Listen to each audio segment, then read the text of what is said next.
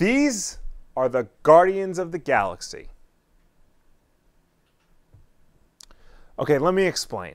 Guardians of the Galaxy Volume 2 comes out this week, and it features the continuing adventures of everyone's favorite spacefaring misfits, Star-Lord, Gamora, Drax, Rocket, and Groot. Since the first movie came out in 2014, this is the team we've been seeing throughout all forms of media. They're on the Disney XD cartoon, the Telltale game, and of course the comics. But it wasn't always like this. It's pretty well known that the Guardians were a very obscure team in the greater Marvel pantheon, but looking at their history, it's fascinating to see just how obscure they really were. The Guardians of the Galaxy were originally created back in 1969 by Arnold Drake and Gene Colan. The original lineup consisted of Vance Astro, aka Major Victory, Martinex, Captain Charlie 27, and Yondu. Eventually, they'd be joined by husband and wife teams Starhawk and Altea, and Nikki. Just Nikki. Now, despite being part of the Marvel Universe, these were definitely fringe characters. They operated in the 30th century and pretty much exclusively in space. Hell, this lineup didn't even get its own ongoing until the 90s. Up until then, they would just cross over with other books whenever things had to get more cosmic. Now, you're probably wondering if these guys are the Guardians of the Galaxy, then where the hell did these guys come from? Well, they came from all over the place. Groot actually debuted in 1960 and was a creation of Stan Lee and Jack Kirby. He predates the Fantastic Four and comes from an era where Stan Lee would pretty much just make up names and challenge Jack Kirby to draw them. And Groot was a stereotypical invading monster from the planet X. Also, he spoke in full coherent sentences. 13 years later, we get the next Guardian, Drax the Destroyer, created by Jim Starlin in the pages of Iron Man. And he wasn't just the big dumb bruiser that we have today. He could fly, shoot energy beams from his hands, and survive the vacuum of space, in addition to his super strength. Also, he looked like this. You now want to see Batista wearing that, don't you? Then came Gamora in 1975, also created by Jim Starlin. She's probably the only character to make it to the big screen relatively unscathed. Aside from a few minor changes here or there to her backstory, what you saw in the comics even back then was what you saw on the big screen. Peter Star-Lord Quill came in 1976, created by Stevens, Englehart, and Gann.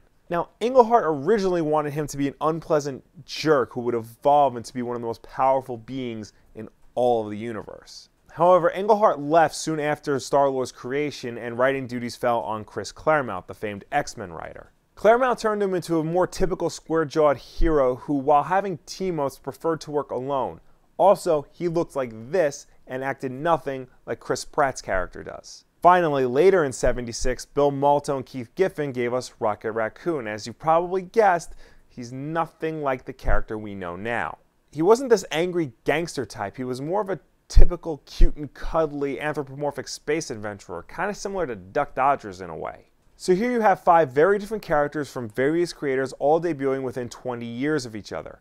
How and when did they become the Guardians that we know? In 2008, Andy Landing and Dan Abnett decided to revive the concept of the Guardians for their upcoming event, Annihilation Conquest, and they picked those 5 characters to be on the team. And this team proved to be very popular enough to get their own 25-issue ongoing later that year. It's here where we start to see the Guardians take shape. It's not perfect. For one thing, they have a team uniform, so they're not exactly the recognizable team that we know. They wouldn't become recognizable until the 2012 series by Brian Michael Bendis and Steve McNiven. Now, this series was pretty much a glorified primer for the upcoming movie, rewriting the Guardians to fit more of what their Hollywood counterpart is going to be. But it worked. Over time, Drax became the Drax we all know. Star-Lord ditched his weird costume for the jacket, and they started to incorporate more mainstream Marvel characters like Iron Man and Captain Marvel into their world to make it more connected to the Marvel Universe. So it took 43 years to go from the original Guardians to the ones that actually stuck. But that's not to say the original Guardians are lost to time. They did get another ongoing series called Guardians 3000, and some of them even appear in the movies. Michael Rooker played Yondu in the first one, and he's coming back for the second one. And Sylvester Stallone, of all people, is playing Starhawk in Volume 2. It's pretty awesome. It's pretty interesting that one of Marvel's best films with some of their most popular characters has such a long and weird, obscure history, and that it took all this time for Marvel to finally find what it took to get this team over with the mainstream public. It just goes to show that sometimes the best ideas take time to get where they need to be. And it also kind of shows that the Marvel machine is really good at taking obscure characters and making them superstars.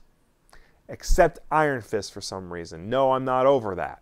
What do you guys think about the history of the Guardians of the Galaxy? Did you know them before the movie came out? Would you like to see more stuff with the original lineup? Let me know down below or anywhere on the internet. There's actually a book detailing the creation of the 2008 Guardians team. It's called Guardians of the Galaxy, Creating Marvel's Spacefaring Superheroes, and it should be out now if you want to know more about the behind-the-scenes aspects of what it takes to get this team to where it is today. New videos every Tuesday and Wednesday. Wednesday night at 9, of course, is Wulff Den Live. You can come watch us and talk to us live on the spot, or watch us again on Thursday on YouTube and in audio format on iTunes, SoundCloud, and Google Play. Also, the backlog every Saturday at 10 a.m.-ish, where Bob and I go through a random game in our collection and we talk about it regardless of whether or not we've played it. It's getting obscure, guys. You want to talk about obscure, it's getting obscure. And as always, like if you like, subscribe if you really like, share this video with a friend. Thank you so much for watching. I will see you next time.